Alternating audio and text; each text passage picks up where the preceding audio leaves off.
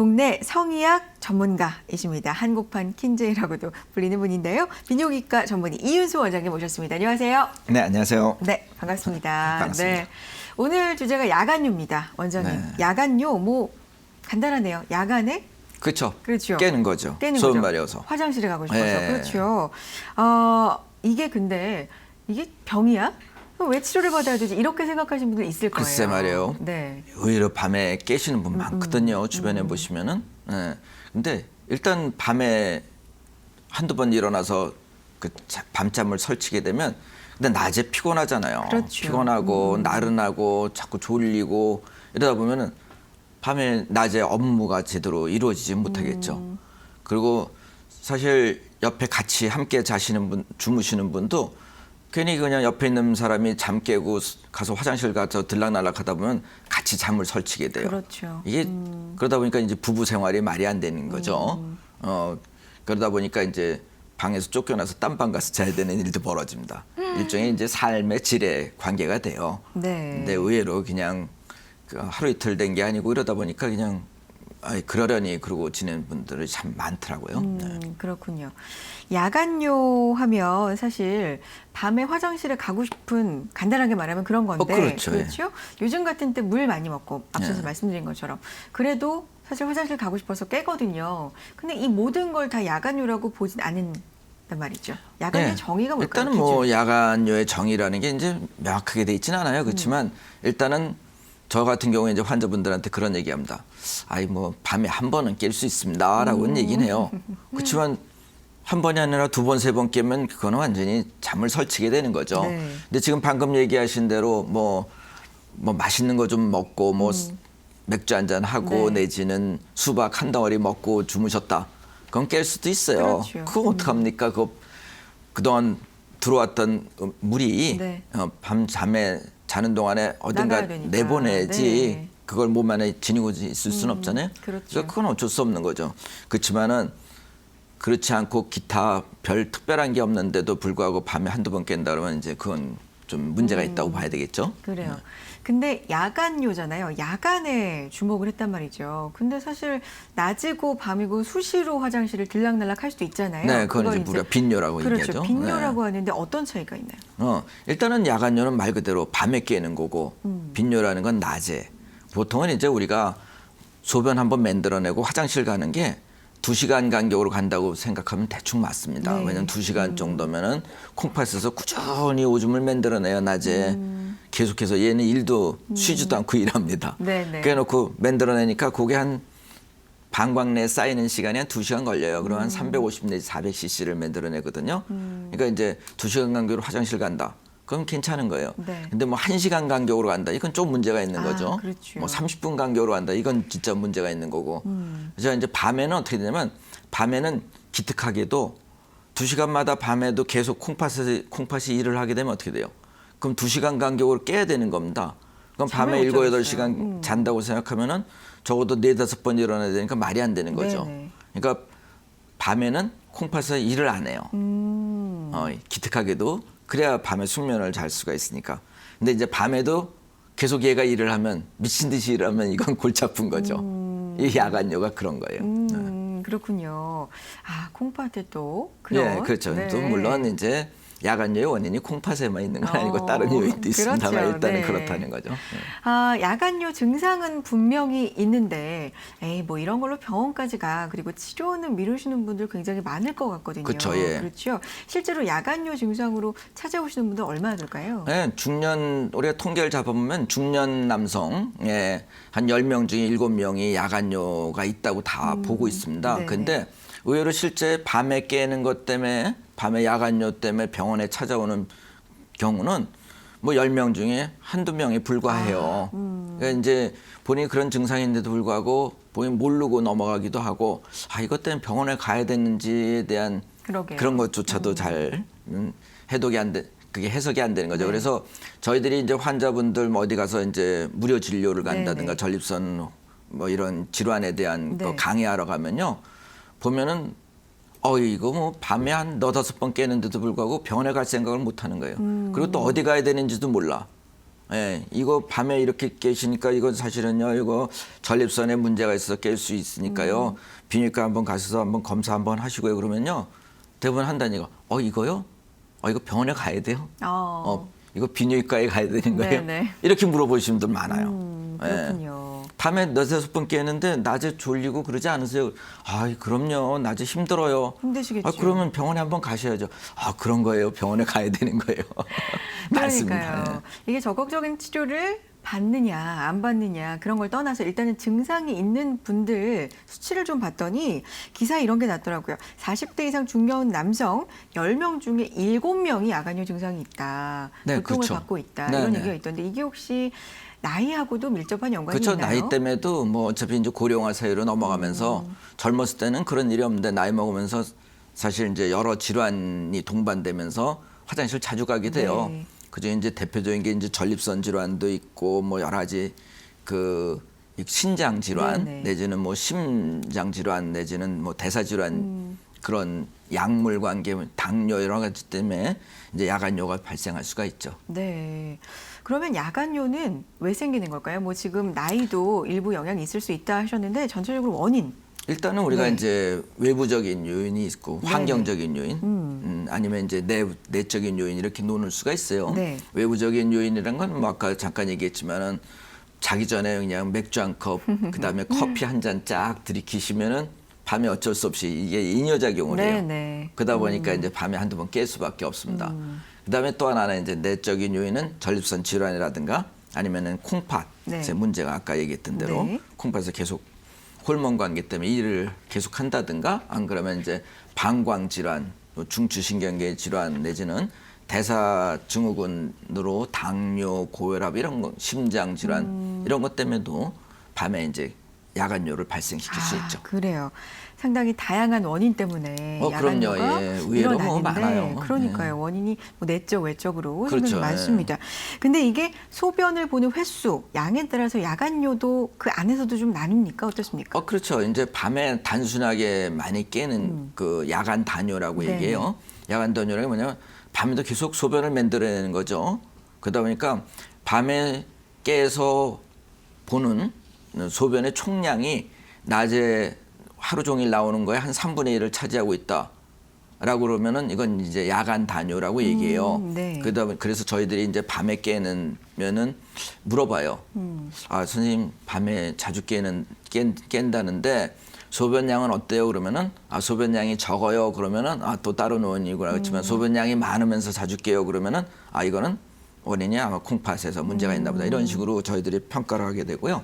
아니면 이제 방광 용적이 줄어갖고 소변을 자주 보는 경우가 있어요. 네. 그런 용적이 감소돼서 그런 거죠. 그런 경우에 이제 뭐 과민성 방광이라든가 전립선 질환 이런 것 때문에 깨기도 하죠. 그래요. 보통은, 예. 야간요의 종류도 이렇게 다양하고 그럼요. 그렇죠. 예. 그 원인도 원인을 보면은 여러 가지 다양한 원인이 있어요. 뭐 네. 밤에 뭐 깬다. 밤에 깨니까 뭐 그냥 수면 부족이구나 이렇게 생각할 게 아니라 이게 원인이 도대체 뭔가 네. 예, 원인을 해결해야죠. 종류도 다르고 원인도 이렇게 다르기 때문에 다양하기 때문에 야간요 증상이 있으시면 이게 정말 야간요인 건지 아니면 뭐 다른 질병이 있는 건 아닌지 좀 잘 살펴보실 필요가 있습니다. 그래서 저희가 야간요에 대해서 몇 가지 상식을 좀 점검해 보는 시간을 준비를 해봤습니다. 일명 밤이 두려운 당신 야간요 바로 알기 시간인데요. 화면 통해서 첫 번째 문제 만나보시죠. 밤이 두려운 당신, 야간요 바로 알기, 춥거나 차게 잘 때 더 자주 간다? 물론 뭐 화장실을 더 자주 간다는 얘기겠죠. 그렇죠. 옵니까, X입니까? 예, 옵니다. 오군요. 네. 저게 이제 뭐가 있냐면 사실 이 나이 드신 분들이 겨울에 오줌이 안 나왔고 응급실에 자주 가요. 여름엔 좀 덜한데. 네. 응급실에 실려갑니다. 왜 실려가냐? 오줌이 안 나와가지고. 예, 왜냐하면 추우면은 이 교감신경 자극이 갖고 이 근육들이 수축이 돼요. 네. 수축이 되니까 방광 근육도 수축이 되고 전립선 근육도 수축이 되고 요도의 근육도 수축이 됩니다. 그러다 보니까 오줌이 잘 안 나가게 돼요. 네네. 그러다 보니까 화장실에 자주 가게 됩니다. 근데 이제 더 결정적인 건 그러다 보니까 추운 데서 오줌 누다 보니까 갑자기 근육이 수축이 돼가지고 오줌이 안 나오게 돼요. 그래서 뭐 가끔 신문 기사에 보면은 겨울철에 뭐 전립선 질환을 전립선 비대증 주의를 해야 된다 뭐 이런 얘기 나오는 게 그거예요. 겨울에는 갑자기 소변이 안 나오고 연세 드신 분들이 안 나오다 보니까 어떻게 해요? 응급실에 가가지고 아니면 비뇨기과에 가서 관으로 소변 빼는 일이 벌어집니다. 예. 그래요. 그래서 겨울에 조심을 좀 하셔야 돼요. 그래 첫 번째 문제 춥거나 차게 잘 때 화장실을 더 자주 네, 간다는 그렇죠. O인 예. 게 되겠네요. 알겠습니다. 자, 야간요 바로 알기 두 번째 문제도 만나보시죠. 밤이 두려운 당신 야간요 바로 알기 규칙적인 운동 야간요에 효과가 있다라는 겁니다. 저 옆에 OX판 있거든요, 원장님. 그래요? 자, 네, 들어주시기 알겠습니다. 바랍니다. 예, 옵니다. 네. 오군요. 네. 규칙적인 운동이 효과가 있다는 말씀이시죠? 운동은 뭐 다 좋네요. 글쎄요, 이게 사실은 저희들이 이 운동하고 밤에 소변 깨는 거하고 뭐 상관 있냐 이렇게 생각했어요. 사실 네. 저희 비뇨기과 네네. 의사들도. 근데 저희들이 보통 이제 전립선 질환하고 운동하고는 사실 상관없습니다라고 많이 얘기를 해요. 저희 환자분들이 많이 물어보잖아요. 네.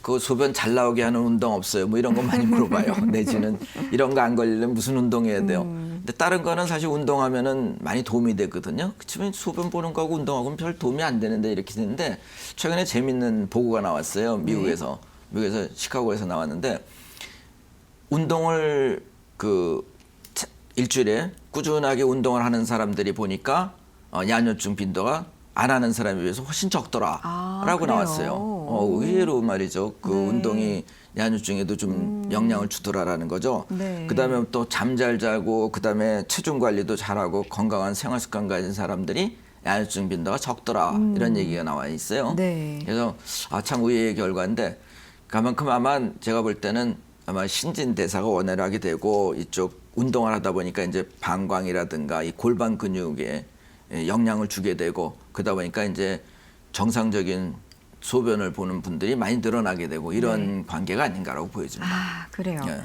야간요의 뭐 다양한 원인 중에 다른 질환으로 인해서 또 야간요 증상이 나타날 그럼요. 수도 예. 있는데 그것과 관계된 문제를 또 다음으로 준비를 해봤습니다. 만나보시죠.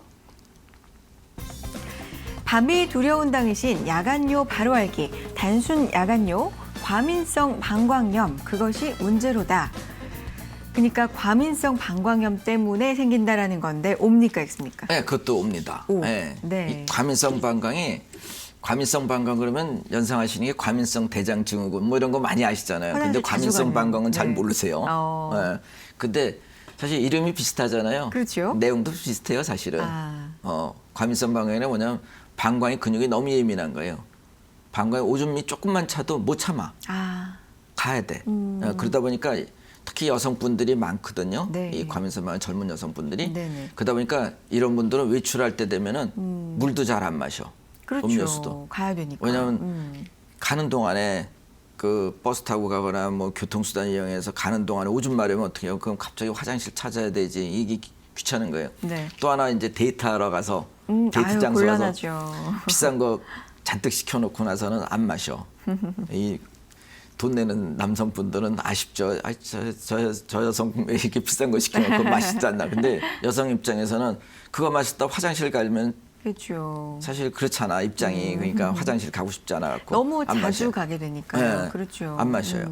그러니까 참 문제예요. 이 네. 데이트할 때 음료수도 못 마셔. 음료수가 커피만 있는 게 아니라 뭐 탄산음료도 그렇고 다 방광에 자극이 오거든요. 네. 그래서 그런 걸 못 마시는 거예요. 왜냐하면 방광이 오줌이 조금만 차도 화장실 가고 싶은 거예요. 예민해져 네네. 있어. 그러다 보니까 이제 밤에도 화장실 가고 싶어서 깨지.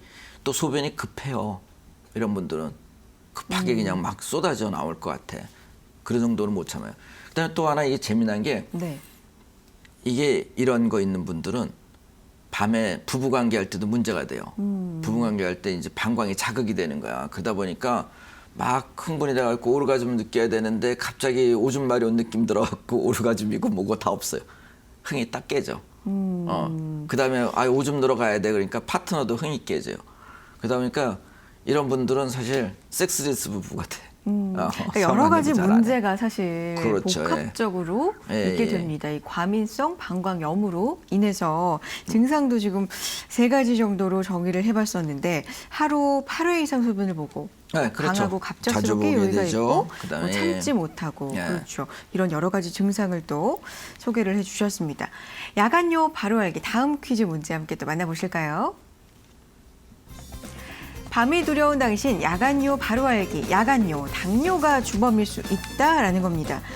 이번에 또 원인이 될 수 있는 질환 당뇨가 나왔는데 네. 맞습니까? 뭐 당뇨도 하나 또 요인이 될 수도 있겠죠. 네, 예. 당뇨가 뭐 증상 뻔하잖아요. 우리 다 알고 있죠. 당뇨 증상 그러면 갈증이 많이 나고요. 그렇죠. 예, 갈증 많이 나고 네. 그러다 보니까 물 많이 마시죠. 네, 네. 음식도 많이 먹죠. 그다음에 많이 화장실 가죠. 아, 그렇죠. 예, 다뇨라 그러죠. 예, 이건 뭐 삼박자죠. 네, 이건 뭐 네. 다 누구나 당뇨 그러면 다 알고 있어요. 근데 그러다 보니까 낮에만 자주 가냐? 밤에도 자주 가요. 왜냐면 밤에도 뭐 어디 가겠어요, 그죠? 네. 그러다 보니까 이제 밤에도 이제 화장실에 자주 가는 거죠. 그래서 야뇨증이 있다 그러면은 우리가 이쪽 뭐 전립선 질환이냐든가 아니면 대사증후군이라고 얘기 많이 하죠. 당뇨가 그 중에 하나인데 그런 혹시 당뇨는 있는지 뭐 이런 거에 대해서 다 우리가 조사를 하게 돼요. 네. 그래서 이제 당뇨도 하나의 그런 어떤 그 중요한 한 질환 증상일 수도 있죠. 그렇군요. 자, 야간요 바로 알기 퀴즈 풀어보고 있습니다. 다음 문제도 만나보실까요? 밤이 두려운 당신 야간요 바로 알기 50대 이상의 중년 남성 전립선 비대증 때문에 밤잠을 설친다. 전립선 비대증이란 질환 때문에 또 야뇨증이란 증세가 생길 수 있다. 이런 네, 말씀이신데 이건- 옵니까 예, 있습니까? 옵니다. 또 오. 네. 결국 한참 뺑 돌아서 결국은 이 비뇨기과로 왔네요. 네, 네, 네. 당뇨는 사실 내과 선생님이 네, 더 네. 잘 얘기할 거고, 예, 저 이제 이 전립선은 이제 비뇨기과죠. 네, 근데 대부분의 남성들이 밤에 깨고 소변이 불편하고 이런 것들은 다 전립선이에요. 남성분들은 네. 여성분들은 아까 얘기했던 과민성 방광이 좀 요소가 될 수도 있고. 그렇지만 이제 아니면 또 간질성 방광 이런 것도 있어요. 뭐 좀 이따 뭐 얘기할 시간이 있을지 모르지만 대부분의 남자분들이 여성이 없는 기관을 갖고 있어요. 그게 바로 전립선이에요. 네네. 남자가 자궁이 있다는 얘기 못 들어봤잖아요. 그렇죠. 예. 여자는 자궁이 있고 네네. 남자는 전립선이라는 게 있어요. 이 여자는 없어요. 네네. 근데 이 전립선이 참 이게 묘한 게 쓸데없는 기관이에요. 언제 쓸데 있냐? 부부간 그 아기 날 때 정액이 나오잖아요. 정액이 한 3분의 1을 차지해요. 그 정자가 먹고 사는 영양소를 이 전립선에게서 보충을 해줘요. 그때 필요한 거고 이제 별로 할 일이 없어요. 네. 근데 이게 나이 먹으면서 어떻게 되냐면 그 전립선 속으로 요도가 관통을 하게 돼요. 방광에서 나온 요도가. 그러다 보니까 얘가 말썽이 나면 오줌 누는데 지장을 초래해요. 그리고 불편해지고. 그래서 젊어서는 이제 전립선에 염증 생겨갖고 오줌 누는데 불편하고 아랫배 불편하고 아주 그냥 맨날 불쾌해갖고 그냥 낑낑낑낑 대요. 그래서 뭐 만성 전립선염 그것 때문에 수시로 병원에 비뇨기과 들락날락들 하거든요. 젊은 분들은. 네. 나이 드신 분들은 전립선 비대증 때문에. 왜냐면 옛날에는 오줌 누면 그냥 저기까지 누가 멀리 가나 뭐 이런 거 내 얘기했어요. 그런데 이제 나이 드신 분들 딱 만나면은 아유, 오줌이 발끝에 떨어져 뭐 찔찔 나와 뭐 이런 얘기 많이 해요. 이게 이제 비대증 증상들이죠. 그러다 보니까 네. 이제 그런 비대증 때문에 이제 밤에 깨고 이런 일까지 또 벌어지게 되는 거죠. 네. 그러니까 전립선 비대증 때문에 야뇨증이 올 수 있다는 얘기인데 이거는 그쵸. 전립선 비대증으로 생기는 여러 가지 증상들 중 하나인 거고요. 하나죠. 예, 증상을 이게- 좀 정리를 해볼까요? 네, 아까 그 야뇨증 오는 원인은 사실은 어떤 면에서는 이제 그 아까 방광 자극 증상이라고 얘기해요. 네. 얘네들이 자꾸 이제 커져서 오줌 못 나게 커지면서 방광을 자꾸 건드려요. 네네. 그러니까 방광이 불안해지니까 자꾸 깨게 되는 거죠. 그런 자극 증상도 오고 안 그러면 이제 전립선 자체가 커지니까 방광 용적을 줄여갖고 오기도 하고 그런데 대표적인 증상이 지금 나오는 대로 소변 번호에도 잔뇨감이라고 얘기하죠 우리가. 네. 소위 그 잔뇨감. 그다음에 화장실도 자주 가요. 저런 분들이. 그다음에 소변 줄기가 힘도 없고 끊어주면서 힘줘야 또 나와. 그래서 어떤 분들은 그래요. 그 참기 어렵고 소변 보는 게 급하고 그렇기도 하는데 또 하나는 뭐가 있냐면 오줌을 넣어도 눈 것 같지 않아. 그래서 나갔다 다시 들어와서 또 넣어. 네네. 화장실을 가서 오줌 한 번 넣으러 가면 그냥 한 번에 끝나야 되는데 그게 아니라 오줌 넣어도 잔여감 때문에 갔다가 다시 또 밖에 나갔다 다시 들어와서 오줌 한 번 더 넣어요. 2번씩 넣어. 근데 어떤 분은 자꾸 지리다 보니까 팬티에 오줌이 지려. 나이 드신 분들이 오줌이 지려갖고 고생을 하게 돼요. 네. 그리고 밤에도 깨고 이런 증상들이 나타나는 게 이제 전립선 대표적인 질환이에요. 그래서 저희들이 이제 환자분 볼 때 그런 얘기 많이 해요. 오줌 잘 누세요. 잔여감은 없으세요. 아니, 팬티에 오줌 지리잖아요. 그러면요. 대부분 남성분들이 그래요.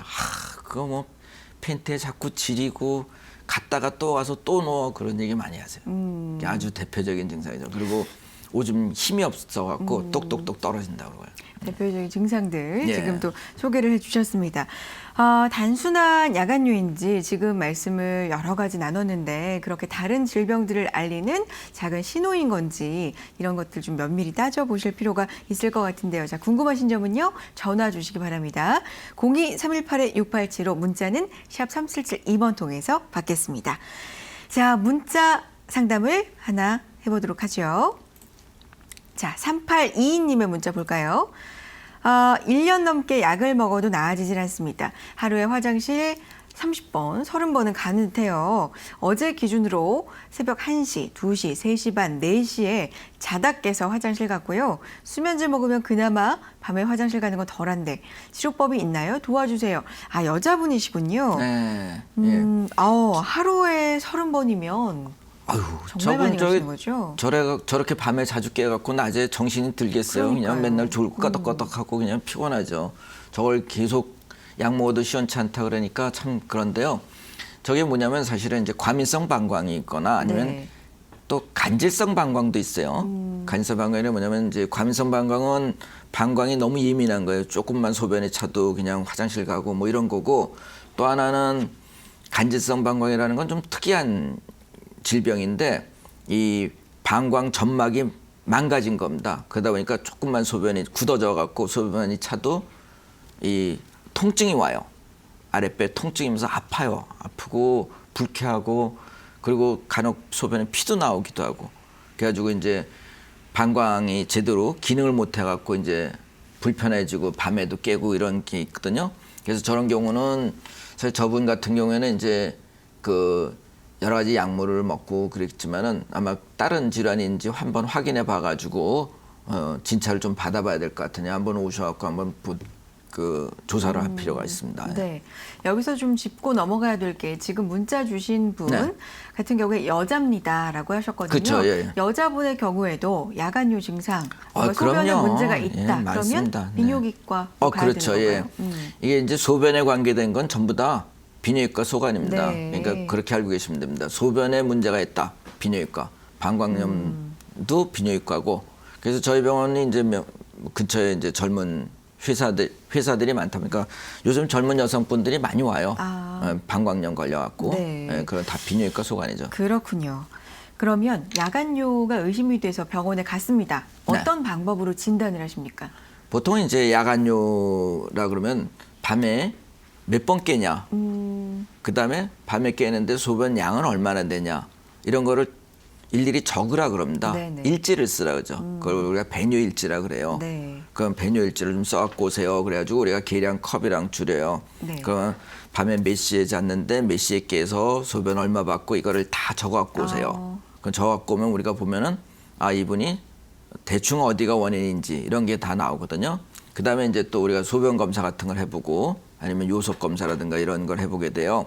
그러면 이제 소변 검사를 통해 갖고 이분이 혹시 당뇨는 있는 건 아닌지 뭐 다른 질환인지 그런 걸 아니면 방광염 때문에 또 자주 깰 수도 있거든요. 여성분 같은 경우에 이제 방광염이 잘 와요. 그것 때문에 또 깨는 분들도 있어요. 네네. 그런 거를 이제 우리가 조사를 하게 되죠.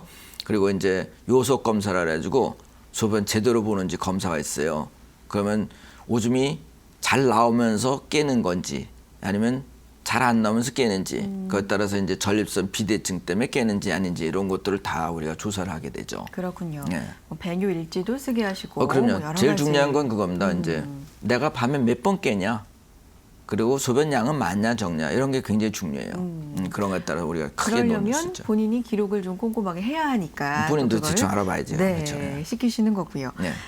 그렇다면 진단이 나왔다면 치료를 해야 되지 않습니까? 그렇죠. 약으로도 시작을 하게 됩니까? 어떻게 치료하십니까? 그럼요. 이제 원인에 따른 뭐 치료는 당연한 거죠. 네네. 모든 질환에 다 원인이 밝혀지면 치료가 쉽죠. 네. 이것도 이제 하나의 증상이니까 이게 원인이 뭐냐? 아까 얘기대로 당뇨면 당뇨를 치료하면 될 거고, 네네. 전립선 비대증은 비대증 치료하면 될 거고, 네네. 콩팥이 문제면 콩팥의 그렇죠. 원인 치료를 하는 거죠. 근데 그러다 보니까 이 증상 하나에 딸린 원인을 엄밀하게 구별해서 도대체 어디 소속이 어디냐, 너 소속이 어디냐, 소속을 찾고 네. 거기에 맞는 치료를 하면 되겠죠. 만약 전립선 비대증 때문에 그렇다면 비대증 치료를 하면 될 거고, 그죠? 콩팥의 문제 때문에 아니면 방광의 문제면 거기에 맞는 치료를 하면 될 겁니다. 네. 치료 기간은 보통 얼마나 걸릴까요? 치료 기간은 이제 원인 질환에 따라 틀리겠죠. 만약 저희가 이제 비대증 때문에 그렇다 그러면은 우리가 이제 전립선 비대증 약을 쓰게 됩니다. 네. 그러다 보면 이제 젊다고 부르긴 좀 그렇지만 이제 초기 같은 경우에는 이제 우리가 한 두세 달 쓰고 한번 끊어봅시다라고도 얘기하고 뭐 여러 가지 있습니다만, 만일 경우 나이 드신 분들 가운데는 많이 진행된 분 같으면 계속 어떤 경우에는 뭐 평생 약을 먹을 수도 있어요. 네. 그다음에 뭐 약 갖고 안 되면 우리가 수술을 할 수도 있고, 그다음에 아까 과민성 방광 같은 경우도 마찬가지로 우리가 이제 계속 우리가 한 3개월, 6개월, 뭐 1년 이상 약 먹는 경우들도 있고, 그래요? 예, 간질성 방광 같은 경우는 아까 얘기하신 대로 약소도 잘 안 된다 그러면 또 다양한 우리 치료가 또 들어가기도 하고 그래요. 그래서 요즘 최근에 간질성 방광 같은 경우는 아까 소변이 조금만 차도 통증 때문에 굉장히 힘들어하는 분이 있어요. 네. 과민성 방광은 통증은 없어요. 아. 근데 간질성 방광은 통증 때문에 네네. 아파요. 그리고 소변을 보고 나면 덜 아픕니다. 네. 근데 소변이 차면 아프거든요. 그런 경우에 이제 약이 우리가 약 갖고 잘 안 되는 경우도 있고 그래요. 그런 경우는 우리가 특수하게 방광에다가 직접 약물을 넣는 경우도 있어요. 그런 치료도 하고 그래요. 예, 그렇군요. 굉장히, 네. 그 원인 치료가 굉장히 중요한 거죠. 원인이 뭐인지에 따라서 네, 그렇죠. 또 거기에 따라 맞춤으로 예, 그럼요. 치료 방법도 결정을 하게 되고요. 근데 실제로 많은 분이 고생하고 있는데 그거에 따른 치료를 방법을 못 찾아내 갖고 또 고생하기도 하고. 네. 예. 자, 샵 3772번으로 문자 계속 보내주고 계십니다. 문자를 하나 더 확인을 해보도록 하겠습니다. 9244님의 문자 볼게요. 전립선 비대증 약 복용한 지 2년쯤 됐습니다. 밤에 소변 횟수는 1, 2회 정도로 줄었는데 어지럼증이 생겼어요. 밤에 화장실 갈 때도 어지럼 때문에 넘어질 뻔한 적도 있는데요. 약 부작용 때문일 거라 하더라고요. 약 말고 부작용 없는 치료는 없을까요? 예. 있죠. 왜 없겠어요. 네네. 저분 같은 경우에 이제 전립선 약이 그 교감신경에 관계된 약이에요. 교감신경 우리가 그 차단제라고 얘기하는데 알파 그 교감신경 차단제가 어떤 역할이냐면 그 교감신경을 차단하다 보니까 기립성 저혈압이라는 게 오기도 해요. 일어설 그러니까 때. 예, 기립 네. 말 그대로 일어서면서 혈압이 잠깐 떨어지는 네네. 겁니다. 그래서 그 약 자체가 그런 게 있어요. 네네. 누구나 나오는 거는 극히 일부에서 기립성 저혈. 그래서 그런 분들은 사실 저희가 약을 쓸 수가 없어요. 네네. 왜냐하면 약이 많은데 이 약 저 약 써보는데 약이 좀 그런 증상이 좀 경미하게 나타나는 약을 찾아주던가 안 그러면 이제 다른 방법을 선택을 해야 되죠. 그래서 뭐 저런 분 같은 경우에는 다른 약제를 할 수 있는지를 찾고 안 그러면 이제 수술로 가던가 네. 아니면 요즘 최근에 이제 그 우리가 전립선 임플란트라고 얘기하는 뭐 유로리프트 같은 거를 이제 권하기도 하고 그렇습니다. 그래서 네. 저런 분들은 이제 아까 얘기했던 대로 전립선 결찰술이라고도 그러고 그런 거를 하면은 금방 소변은 수원하게 볼 수가 있습니다. 네. 지금 이분도 전립선 비대증 약 복용한 지가 2년쯤 되셨다고 했고, 예. 뭐 그 증상의 하나로 이제 야간뇨를 네, 그렇죠. 겪고 계시는 건데, 많은 중년 남성들이 이 전립선 비대증을 알고 있잖아요. 그러다 보니 지금 요 얘기를 좀 해보죠. 왜 야간뇨를 일으키는 건지, 전립선 비대증이 그것부터 한번 짚어볼까요? 네, 그게 이제 아까도 잠깐 얘기했지만은 전립선이 어디에 있냐면 방광 바로 밑에 붙어 있어요. 그러니까 전립선에 말썽이 나면은 방광에 말썽이 일어나는 네네. 겁니다. 증상이. 그러다 보니까 아까 얘기대로 이제 그 전립선이 뭔가 말썽이 일어나면서 방광에 자극을 주게 돼요. 네. 그러니까 방광 자극 증상이라고 우리가 얘기를 합니다. 그러다 보니까 이제 밤에 깰 수도 있는 그런 일들이 벌어지게 되고 또 하나 이제 전립선이 커지면서 방광 용적에 또 건드려지게 되고 그러다 보니까 소변이 수월하게 안 나오면서 이제 밤에도 깨고 이런 일이 벌어지죠. 그래서 전립선 비대증 때문에 이제 깨게 되고 그리고 이제 그게 방광 자체에 또 영향을 줘가지고 네. 방광 때문에 또 소변을 밤에도 깨서 가야 되는 일이 벌어지기도 하고 그래요. 문자 주신 분이 약을 드시다 보니 네. 그 부작용이 생겼다. 혹시 약 말고 다른 치료법이 없냐라고 하신 거잖아요. 네, 그렇죠. 그러니까 치료법에는 또 어떤 것들이 있나요? 일단은 크게는 우리가 이제 그 전립선 비대증 치료에는 크게 뭐 약물요법하고 수술요법이 있죠. 네. 모든 치료는 다 마찬가지입니다. 경미한 경우에는 우리가 지켜보기도 해요. 네네. 뭐 심하지 않으니까 이건 좀 약 쓰지 말고 좀 보십시다 그런 경우도 있지만은 보통 이제 약을 먹게 되죠. 대부분. 통상 약 먹는데 약은 우리가 크게 두 가지 종류가 있어요. 네. 하나는 교감신경 차단제라 그래가지고 그쪽에 그 전립선 주변의 근육이라든가 이런 거를 긴장을 풀어줘요. 이완을 시켜갖고 좀 길을 좀 넓혀줘서 소변이 수월하게 나오는 약이 있고 네. 또 한 가지는 이제 남성 호르몬에 관계된 약인데 그거는 이제 크기를 좀 줄이는 역할을 해줘요. 네네. 그런 대표적인 약이 두 가지 방법이 있고 그래서 하나는 이제 항남성 호르몬 요법이라고 얘기해요. 근데 저 항남성 호르몬 요법은 이제 좀 문제가 되는 건 이제 성기능에 조금 영향을 줄 수는 있어요. 그런 게 좀 있고 그다음에 수술적 요법은 이제 우리가 보통 위 내시경 갖고 우리가 내시경 수술을 한다고 얘기하지 않습니까? 마찬가지로 우리가 이제 방광 내시경이 있어요.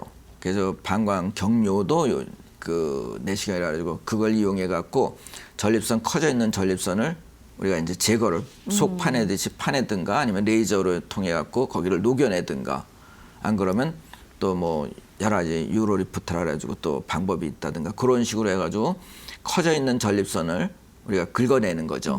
근데 이제 그 경우는 우리가 약 써도 안 되는 경우에 어쩔 수 없이 이제 그 방법을 선택을 하게 돼요. 왜냐하면 너무 크거나 아니면 너무 굳거나 그러면은 약 먹어도 소변이 잘 안 나오는 분들이 많아요. 네. 그런 분들은 이제 최종 할 수 없이 이제 수술을 선택하게 되는 거죠. 그 중에 방법 중에 이제 최근에 나온 방법이 하나 있어요. 그건 이제 저희가 이제 뭐 우스갯소리로 우리 치아 임플란트 하듯이 전립선 임플란트라고 그래요. 네. 거기다 이제 그 전립선에 실 같은 걸 걸어주게 돼요. 양쪽에. 네. 그래가지고 맨날 그 커튼 우리가 커튼 쳐졌으면 커튼을 확 열면 어떻게 돼요? 열고 시원하게. 양쪽에다가 이 댄님 같은 걸 묶어주죠. 네네. 그러면 그냥 안에가 환하게 잘 보이지 않습니까? 네네, 그렇죠. 마찬가지로 전립선 커져 있는 거를 우리가 실을 이용해 갖고 양쪽을 걸어주면은 아주 안에가 확 열리듯이 소변이 그냥 촥 나오게 돼요. 아, 네, 그런 그런 방법들을 원리. 우리가 치료 방법은 그런 것들을 쓰죠. 그렇군요. 약물 치료법이 있고요. 수술적인 네, 그렇죠. 치료법이 네. 있고 지금 말씀해 주셨던 임플란트라고 네, 하는 전립선 임플란트, 네, 예, 예. 전립선 치료법이 결찰술이라고도 얘기합니다. 네, 그렇게 정리를 해 주셨습니다. 문자 사연이 또 계속해서 들어오고 있습니다. 샵 3772번으로 들어온 문자 하나 더 보도록 하겠습니다. 4855님의 문자 볼게요. 한 달 전 전립선 비대증 수술을 받았는데 요실금이 네. 생겼습니다. 병원에서 권한 대로 약물 치료했고요. 케겔 운동 좀 하면서 나아지는가 싶더니 이제는 화장실을 30분마다 갈 만큼 소변이 금방 차고 참으면 새어나오고 수술 부작용인가요? 어떻게 호전될 수 있을까요? 네, 이 전립선 비대증 수술을 하게 되면은 극히 뭐 다는 아닙니다만 네. 극히 일부 분들이 지금 호소하신 분대로 이 요실금이 있을 수가 있습니다. 그 뭐 커져 있는 전립선을 다 절개를 해서 끄집어내다 보니까 아무래도 이제 요 그 관략근이죠. 관략근을 조금 건드리게 돼요. 네. 그러다 보니까 요실금이 오는데 저 경우는 사실 조금 깝깝하긴 하시지만은 케겔 운동도 좀 하시고 그다음에 저희 같은 경우에 이제 약물도 방광을 좀 이완시키는 약물도 써요. 네. 그래가지고 좀 기다리십시오라고 밖에는 못합니다. 이제 좀 시간이 흐르다 보면은 어느 정도 좀 좋아집니다. 네네. 좋아지고 대신에 이제 소변이 좀 급한 거는 좀 있지만은 네. 요실금은 어느 정도 해결이 돼요. 어쩔 수 없이 수술 부작용이라고밖에 할 수 없는데 네. 어떡합니까? 뭐 커져 있는 전립선을 하다 보니까 그럴 수밖에 그렇죠. 없는 거죠. 물론 이제 부작용이 없으려면 또 다른 방법을 선택했으면 되는데 뭐 네. 아마 여의치 않으니까 그렇겠죠. 예. 그렇군요. 전립선 비대증 수술에 부작용하면 모든 시술이나 수술이 부작용이 없을 수는 없잖아요. 그렇죠. 예, 그렇죠. 예. 항상 가능성이라는 건 있게 마련인데 어떤 것들이 있습니까? 보통 이제 있는 게 사정을 하면은 사정을 성관계를 하다 보면 이제 사정을 하게 되죠. 정액이 앞으로 나와야 되는데 방광 뒤로 넘어가게 되는 경우가 생깁니다. 왜냐하면 이제 커져 있는 전립선을 제거하니까 안에가 호응 안에 뚫려 있어요. 그러다 보니까 이제 앞으로 안 나오고 뒤로 넘어가게 되는 거죠. 그래서 정액이 안 나온다고 얘기를 사정을 해도 정액이 앞으로 안 나오네요. 이런 얘기를 하게 되고 지금 얘기하신 대로 이제 가끔 요실금이 있을 수도 있고 그런 문제점이 있을 수 있어요. 크게는 이제 그런 두 가지가 있을 수 있죠. 네. 그렇지만 이제 사정이 앞으로 안 나오는 건 어쩔 수 없지만 요실금 나오는 거는 어차피 이제 그 시간이 해결하면서 해결이 될 겁니다. 근데 최근에 이제 그런 부작용을 최소화시킨 방법이 아까 잠깐 얘기 드렸습니다만 그 실로 임플란트. 양쪽에 커져 있는 네. 전플란 그 임플란트를 하죠. 한번 뭐 여기 그 화면 한번 보시죠. 뭐. 네. 그러면 이제 그 기계가 있어요. 아. 기계가 있어요. 저희 나옵니다만 네네. 전립선 임플란트라는 게 저런 기계를 해가지고 양쪽에 하나씩 실을 박아줘요. 조직에다. 네네. 전립선이 커져 있다 보면 어떻게 되면 요돈 오줌 나가는 길을 이렇게 딱 막고 있거든요. 근데 이거 사이를 벌려주면은 네. 오줌이 밑으로 잘 내려갈 거 아니겠어요? 그걸 수술로 긁어내주는 방법이 있고 지금 네. 저 방법은 실로 양쪽을 하나씩 묶어주는 겁니다. 그러면 이제 내가 맨날 아까도 잠깐 얘기했 커튼이 열리는 식으로 네. 커튼을 열어주게 돼요. 그래서 뭐 클 때는 우리가 2개씩 양쪽으로 해주지만은 뭐 크기가 작을 때는 이제 하나씩만 해줘도 오줌이 샥 해서 아주 수월하게 넘어가게 되는데요. 저걸 하게 되면은 이제 소변이 그 전립선 그 정액이 역류하는 일은 없어지죠. 기존 치료법에서 있을 수 있는 부작용들 그런 단점을 보완한 그러니까 새로운 좀 신개념의 치료법이다 이렇게 네, 그렇죠. 볼 수가 있겠는데 예, 이게 기존 치료법하고는 어떻게 다릅니까? 기존 치료법은 이제 지금 아까 경료도죠. 네. 그러니까 요도로 들여보면서 내시경으로 하는 그런 방법의 경우에서는 이제 하반신 마취를 해야 돼요. 아무래도 움직이지 않고 그러니까 하반신 마취해야 되는데 이거는 뭐 국소 마취로 해요. 그다음에 시간도 그 경우에서는 보통 우리가 한 3-40분 이상 걸리거든요. 네. 이제 일일이 절개를 하고 뭐 해야 되니까. 근데 이 경우는 한 10분 정도면 끝나요. 그러니까 너무 빨리 끝나다 보니까 환자분이 하시다면 그래요. 아니 뭐 특별히 해준 것도 없는데 뭐 이렇게 그냥 소변이 잘 나오냐고 그런 얘기해요. 네. 아주 간단합니다. 아주 요즘에 이제 앞으로 미래의학이 되지 않을까라고 생각할 정도로 의외로 간단하게 되고 그다음에 아까 얘기했던 대로 이게 이제 방광 경부라든가 이런 거 건드리지 않았고 정액이 뒤로 넘어가지 않고 앞으로 나와요. 그러니까 이제 정상적인 성생활하고 똑같이 하게 됩니다. 소변은 잘 나오지, 그다음에 뭐 시간도 짧지, 네. 그다음 정액도 그러다 보니까 장점이 굉장히 많아요.